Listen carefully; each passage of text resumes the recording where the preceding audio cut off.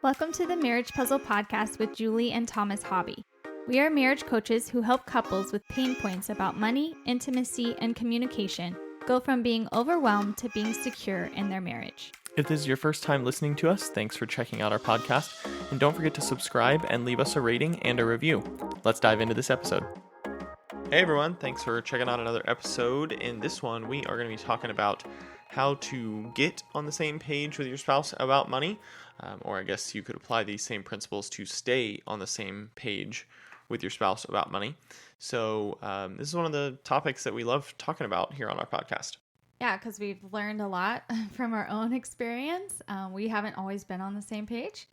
And so we had to learn how to get on the same page. And then, yes, we often have to go back to these principles, at least the last one we're going to talk about. And that way we can stay on the same page about money. Yeah, so we've got three kind of overarching principles that we're going to talk about, and, just kind of some little nuggets of information along the way around each of them.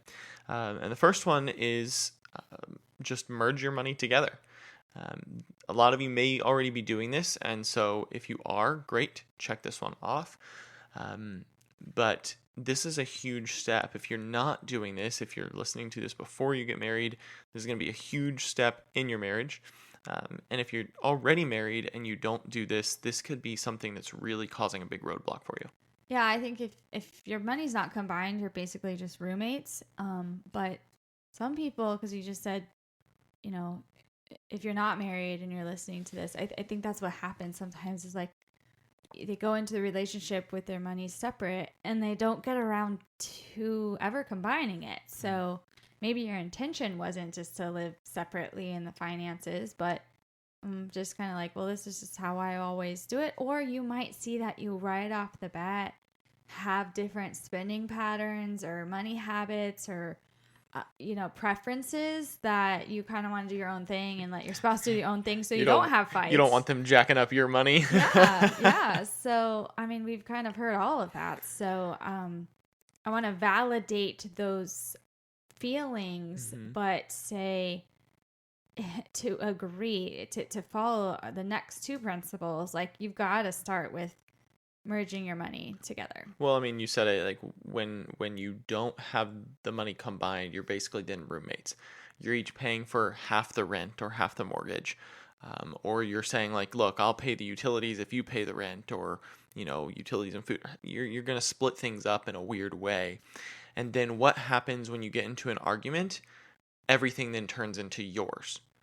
If we've talked on the podcast about not withholding sex during an argument. Well, when money is split, when you each have your own bank accounts and your own money, and you're not merging it together, truly merging it together into the same bank account, then that's when everything else becomes weaponized. A fight happens and it's like, no, you can't eat those chips. Those are my chips. I paid for those chips. Don't even think about touching them. Then you get like crazy stuff like locks getting put on the pantry, and like it can get out of hand really fast. The snowball of that can really just be so hard to come back from and repair from even a simple little argument or disagreement. And so you don't want to go that route. So that's why actually kind of putting it all together in the same bank account, everyone's paycheck, it's direct deposited, then it's all there, and no one can really weaponize any of that anymore, at least in small arguments, so to speak. Yeah, this was fun to explain to our 8-year-old son. When I bought him shoes, I happened to be the one that took him shopping for shoes and paid for the shoes. So he said, thank you, Mommy, for buying me shoes.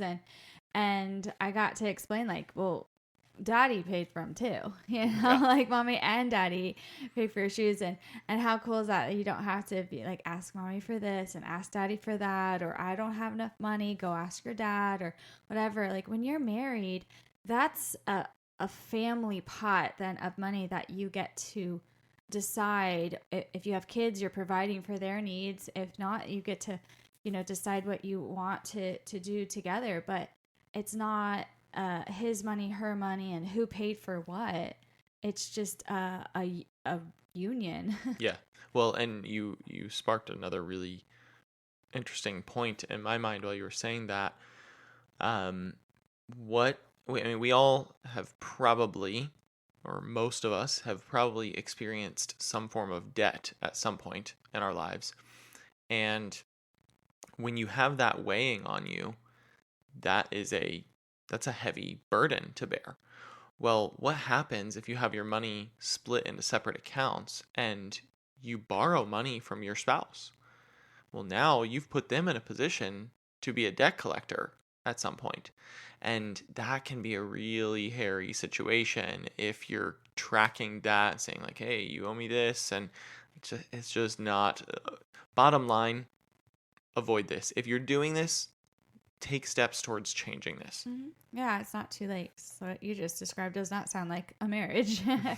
So, first is merge your money together, and then two is understand that it doesn't matter who makes more money, whether that's the husband and wife, male, female. The term breadwinner. It doesn't matter when you're married. You are both valuable assets to your family and to each other. And if you apply this along with number one, then that automatically takes that out of the equation.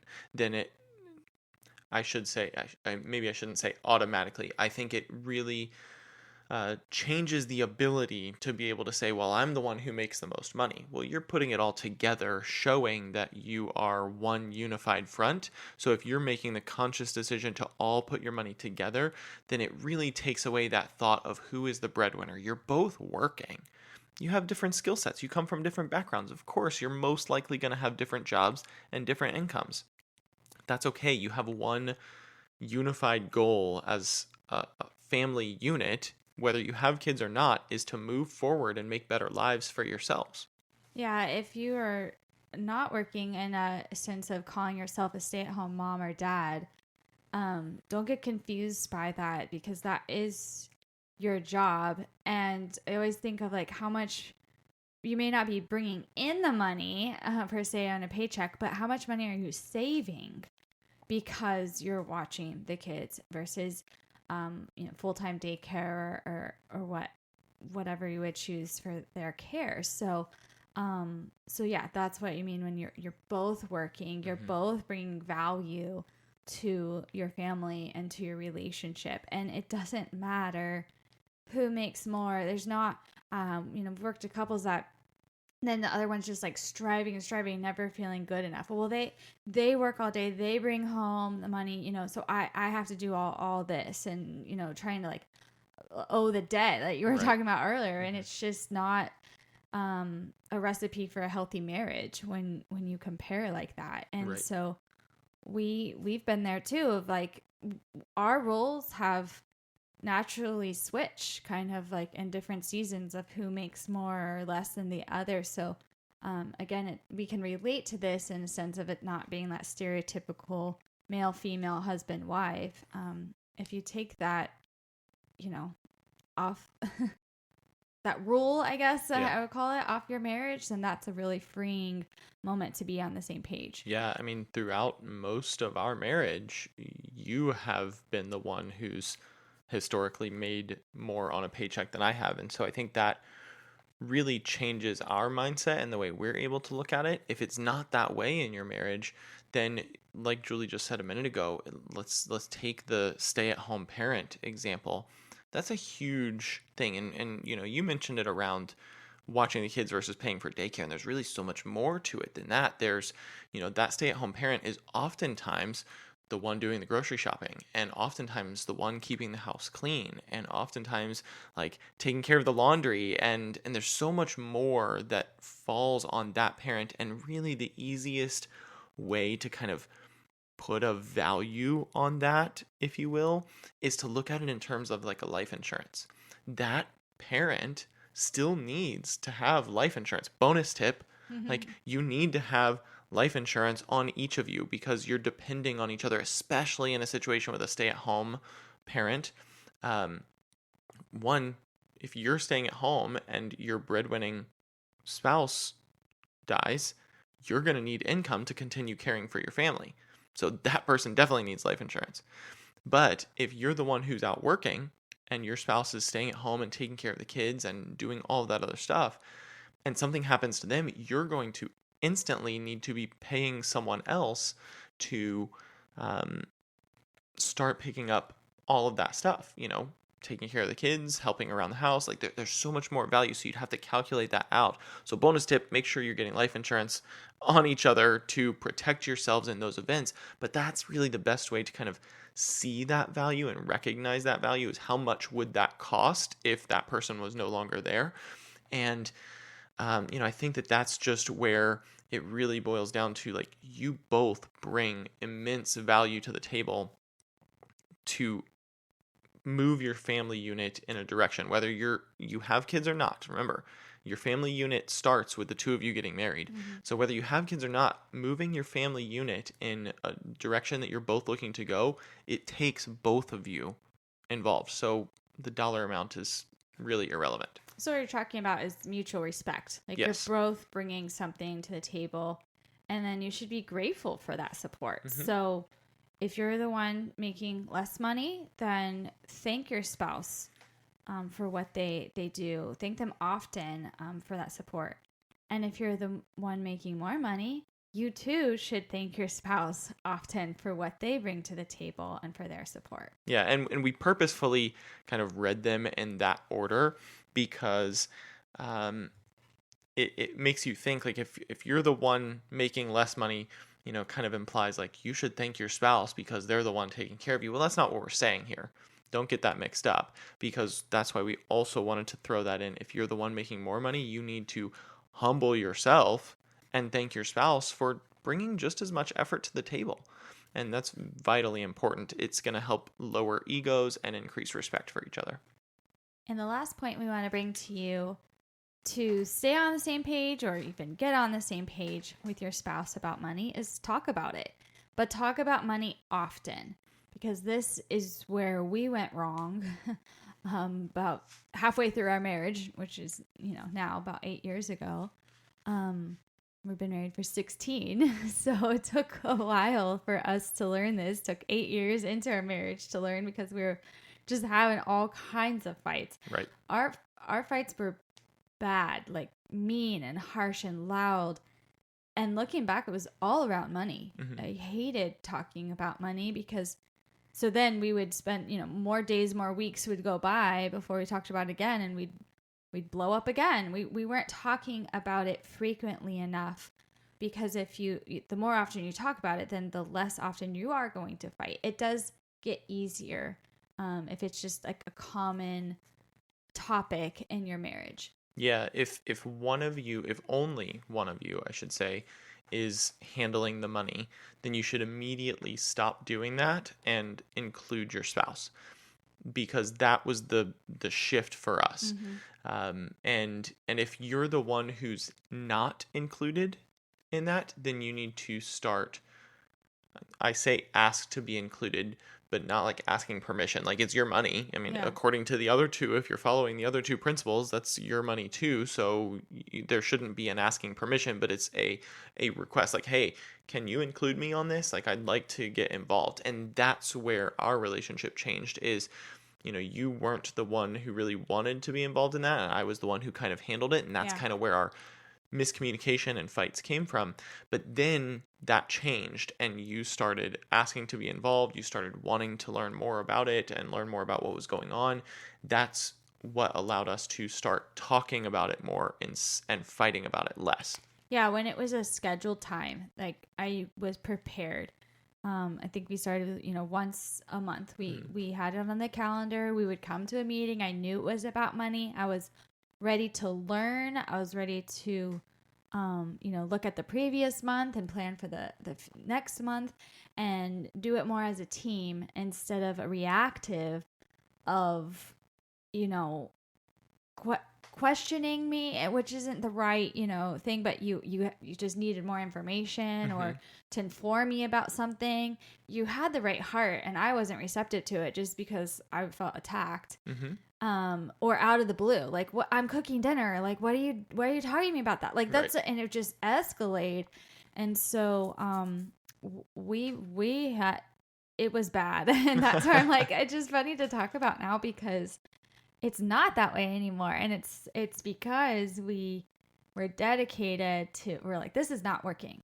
And so let's try this. And the first month didn't go like, oh, yay, that's, so fun to talk about money. Right. But it was still better focus, you know? And then I think we even set a time limit on it.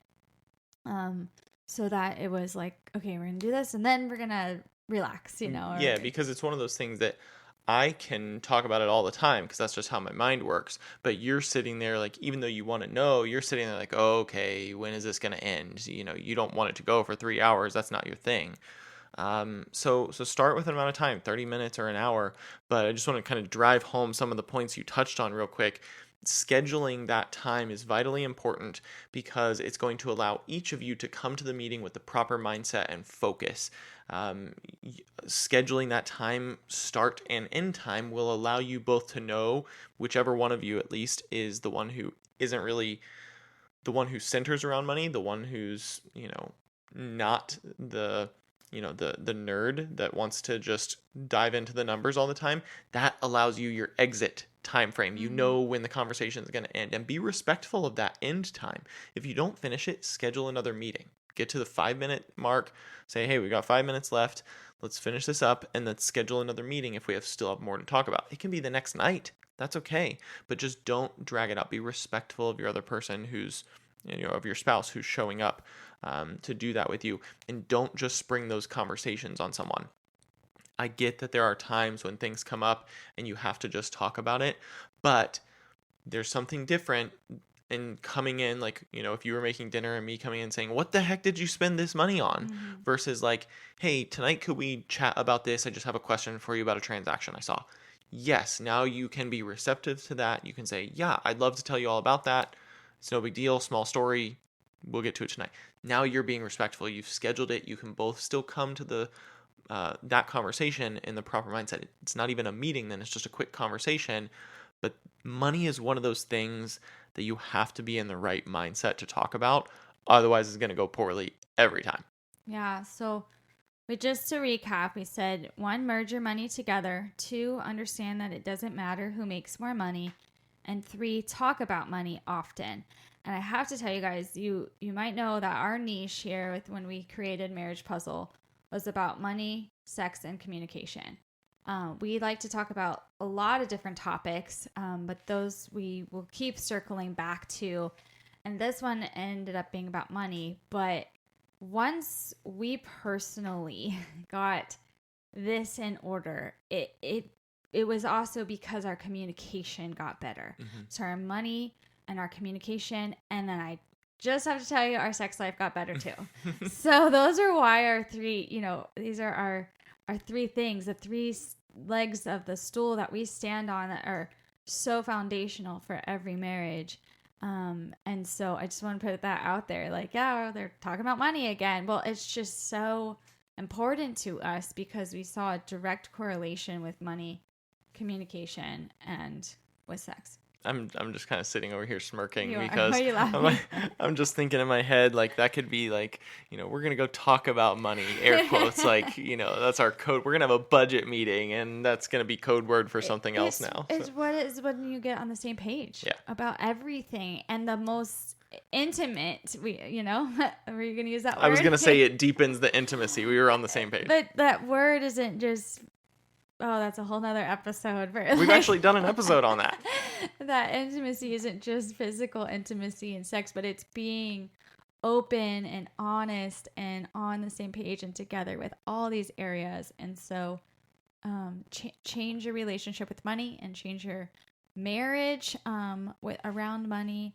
And if there's something else you want us to talk about besides money, sex, and communication, please let us know. We're going to kick off October in a series on our podcast of lack of. So we've thrown out like lack of attention, lack of appreciation, lack of sex, maybe, or trust, communication, forgiveness. What is lacking in your relationship? If you'd be so bold to message us, we're the only ones that read them, so they'll be safe and private. We'll keep it anonymous, but we just love your input on what you guys want to hear from us to help your relationships throughout the whole month of October, every Monday. What is lack of that would help your marriage thrive, if you got some tips around that? Yeah, please reach out to us. We love hearing from you anyway. But if there's something specific you want to hear about, we'd love to help out in that area, because it's not just you. There's, many other people that listen. And if you have that scenario, someone else probably has that scenario and would love to hear about it. So if you're bold enough to speak up, then we can probably help more people too. So you can find Marriage Puzzle on social media, on Facebook or Instagram, or you can go over to our website, which is marriagepuzzle.com, to schedule a free marriage coaching discovery call with us, or send us a message there. And as always, we look forward to you joining us next week, where together we'll work on marriage one puzzle piece at a time. See you later. Have a great week.